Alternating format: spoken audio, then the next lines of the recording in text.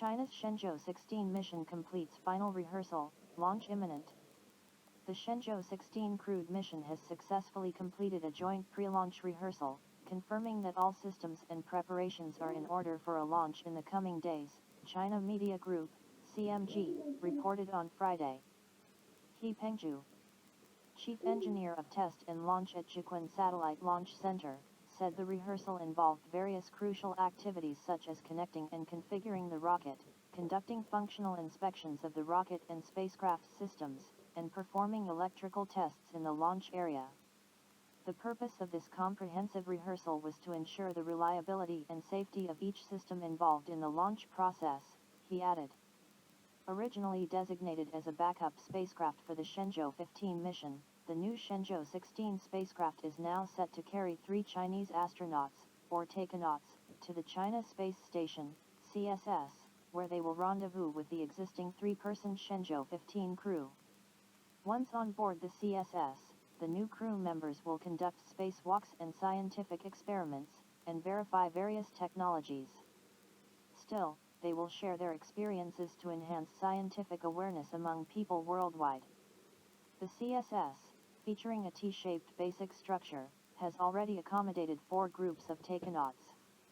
The Shenzhou15 crew currently on board the space station remains in good health and is making preparations for their return to Earth, according to the CMG report. 2023 ZGC Forum opens, more global sci-tech organizations headquartering in Beijing.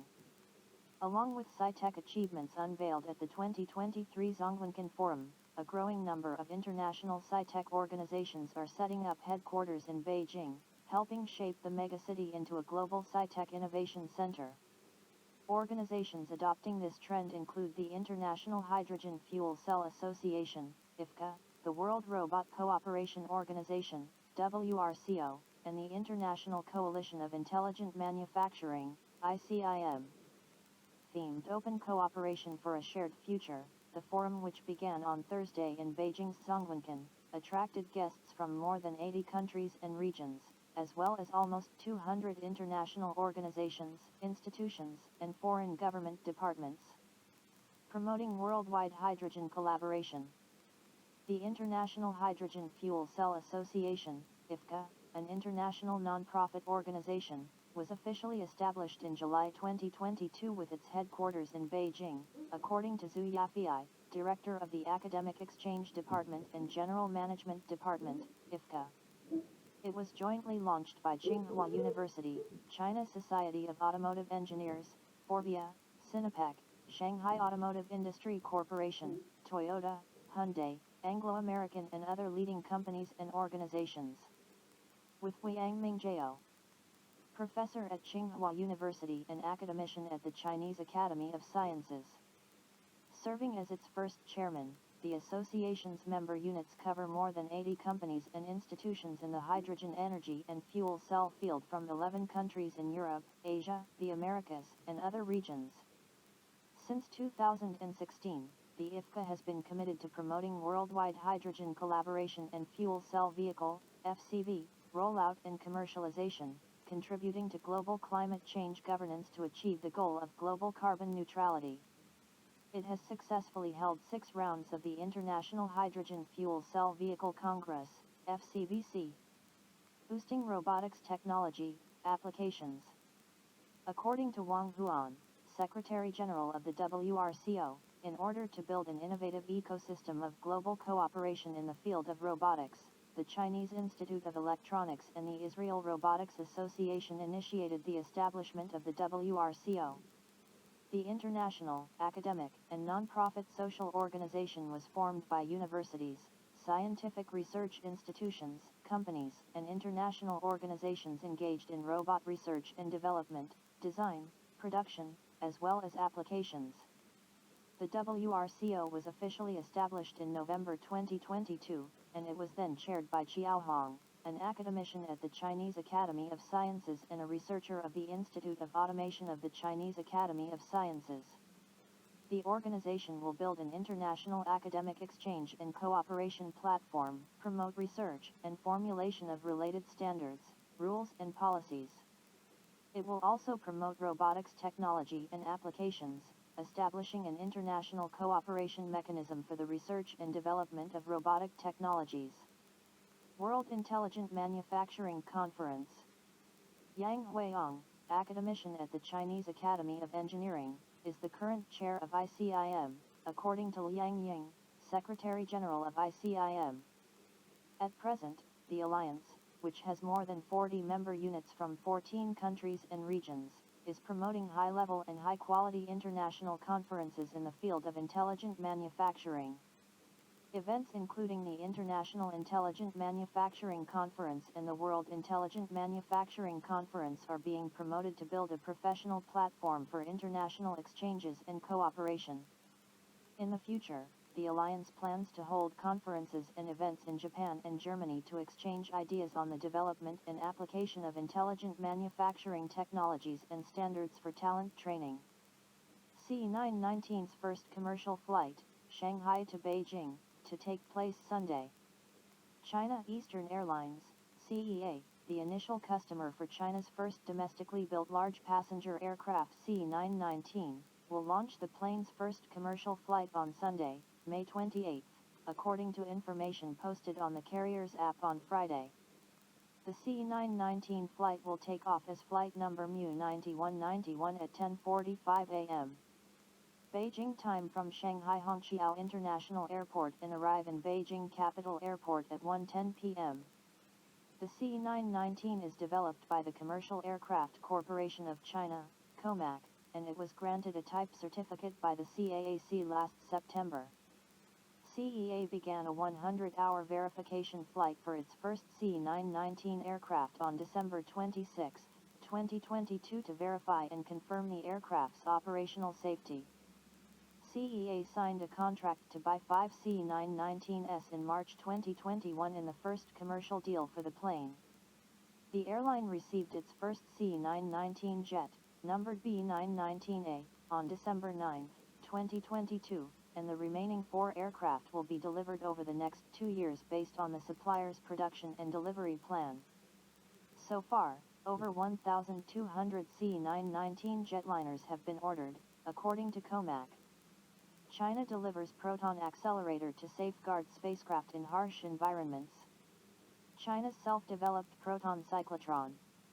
A major piece of equipment for space radiation testing located in Beijing's Huairou Science City, has been put into service after trial operations were completed on Thursday, according to the National Space Science Center, NSSC, of Chinese Academy of Sciences. The 50 MeV cyclotron, developed by China Institute of Atomic Energy, will provide important test conditions for testing and analysis of space radiation environmental effects, as well as the design and application research of anti-radiation protection in space, said the NSSC. In a complex space environment, high-energy protons are a main source of space radiation, which can penetrate into the spacecraft, causing damage to its chips and materials, and posing a serious threat to the health of astronauts and the normal operation of space equipment. Therefore, an on-ground device that can simulate the radiation environment in space will be conducive to better understanding the space radiation environmental effects, based on which, scientists can strengthen the components of spacecraft and spacesuits to resist the harsh space environment. Construction of the accelerator started in 2017. It first produced a beam last July, and completed technical acceptance testing in April this year. With key technical indicators meeting the international advanced level, the accelerator can provide energy ranging from 10 to 50 MeV, beam intensity of 10,000 to 10 billion protons per square centimeter per second, and covers a 20 times 20 cm irradiation area. It carried out experimental tests of proton irradiation for more than 30 domestic institutions during the trial operation stage. Its location, the Huairou Science City, is a comprehensive national science center which harbors dozens of scientific facilities, including China's latest high-energy synchrotron radiation light source facility, high-energy photon source. Canada to launch probe into OpenAI over privacy concerns. Canadian privacy regulators are launching a joint investigation into chat parent OpenAI's data collection and usage. becoming the latest government to take a closer look at the regulation of artificial intelligence, AI, tools. The federal privacy regulator, along with counterparts in Quebec, British Columbia, and Alberta, will investigate if OpenAI has obtained consent for the collection, use, and disclosure of personal information of residents via ChatGPT, the Office of the Privacy Commissioner of Canada said on Thursday. The launch of chatbot sensation ChatGPT has fueled an AI race among tech giants such as Alphabet Inc. and Meta, leaving governments in a tough spot as they mull laws to govern the use of the radical new technology. ChatGPT can generate articles, essays, jokes and even poetry in response to prompts. OpenAI, a private company backed by Microsoft Corp., made it available to the public for free in late November. Canada's probe will also look into whether the company has respected its obligations with respect to openness and transparency, access, accuracy, and accountability. As this is an active investigation, no additional details are available, the Commissioner's office said, adding that the findings of the investigation would be reported publicly. Elon Musk's Neuralink says it has FDA approval for study of brain implants in humans. Elon Musk's brain implant company Neuralink on Thursday said the U.S. Food and Drug Administration, FDA, had given the green light to its first in-human clinical trial, a critical milestone after earlier struggles to gain approval. The FDA nod represents an important first step that will one day allow our technology to help many people, Neuralink said in a tweet. It did not elaborate on the aims of the study, saying only that it was not recruiting yet and more details would be available soon. Neuralink and the FDA did not immediately respond to Reuters' requests for comment. Musk envisions brain implants could cure a range of conditions including obesity, autism, depression, and schizophrenia as well as enabling web browsing and telepathy. He made headlines late last year when he said he was so confident in the device's safety that he would be willing to implant them in his children. On at least 4 occasions since 2019, Musk predicted Neuralink would begin human trials. But the company only sought FDA approval in early 2022 and the agency rejected the application, 7 current and former employees told Reuters in March. The FDA had pointed out several concerns to Neuralink that needed to be addressed before sanctioning human trials, according to the employees. Major issues involved the lithium battery of the device, the possibility of the implant's wires migrating within the brain, and the challenge of safely extracting the device without damaging brain tissue. Neuralink, founded in 2016, has been the subject of several federal probes. In May, U.S. lawmakers urged regulators to investigate whether the makeup of a panel overseeing animal testing at Neuralink contributed to botched and rushed experiments. The Department of Transportation is separately probing whether Neuralink illegally transported dangerous pathogens on chips removed from monkey brains without proper containment measures. Neuralink is also under investigation by the U.S. Department of Agriculture's Office of Inspector General for potential animal welfare violations. This probe has also been looking at the USDA's oversight of Neuralink. Neuralink has not responded to requests for comment on the probes. Russia's satellites will be taking Earth's images with Google Maps resolution, developer.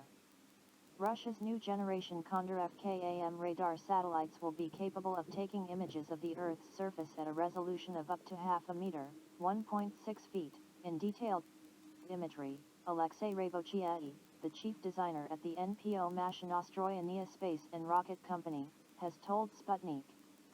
The main and most interesting modernization is the change of radar geometry to an oblique cutting option and the replacement of the horn radiator with an irradiator with an active antenna feeder array, Ryabovchiai said. Among other things, it fundamentally changed the main characteristics of the radar survey, and the angles of electronic scanning along 2 planes increased, which makes it possible to achieve up to 0.5 meter resolution in detailed surveying. He added that the space platform's disposable power and radar energy characteristics would also be increased on the new generation spacecraft, which should significantly improve the characteristics of the received radar images. The Condor FKAM satellite to search for natural resources is expected to be launched into orbit in 2025. NPO Mashinostroyenia Design Bureau Director General and Designer General Alexander Leonov has earlier said that the launch dates of the aircraft were unknown due to constant budget sequestration of Russian space corporation Roscosmos, but the development of the satellite continues. On May 27, the first Condor FKA radar satellite will be launched on a Soyuz 2.1, a rocket from the Vostochny Cosmodrome,